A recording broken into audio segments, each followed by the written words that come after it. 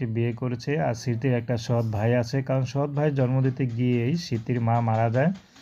পরে স্মৃতির বাবা আরেকটা বিয়ে করে। তো সৎ ভাই নিয়ে স্মৃতির সৎ মায়ের কাছে অনেক কষ্টে থাকে, কারণ সৎ মা অনেক জ্বালা যন্ত্রণা দেয়। তো স্মৃতির বাবা কিছুই বলে না, কারণ সৎ মা যা বলে তাই স্মৃতির বাবা শোনে। স্মৃতির বাবাকে বিশ্বাসই করানো যায় না যে তার সৎ মা তাদেরকে দেখতে পারে না বা খুব যন্ত্রণা দেয়। তো কী করবে, অভাবে সংসার, স্মৃতির কোথাও যাওয়ার জায়গা নেই। এমনিতে স্মৃতির বিয়ের বয়স হয়েছে, তো কেউ তাকে বিয়ে করতে চায় না, কারণ যার বাবার কোনো ঠিক নেই, যার মার ঠিক নেই, মা নেই, তাকে কে বিয়ে করবে? এরকম অভাবে কষ্টের মেয়েকে কে বিয়ে করবে? তো স্মৃতি খুবই কষ্ট করে এখন ইউটিউবে এসেছেন। যদি ভালো একজন মানুষ পায়, সে যে বয়সের হোক, স্মৃতি তাকে বিয়ে শাদী করবে। তার যদি ঘরে বউ থাকে সমস্যা নেই।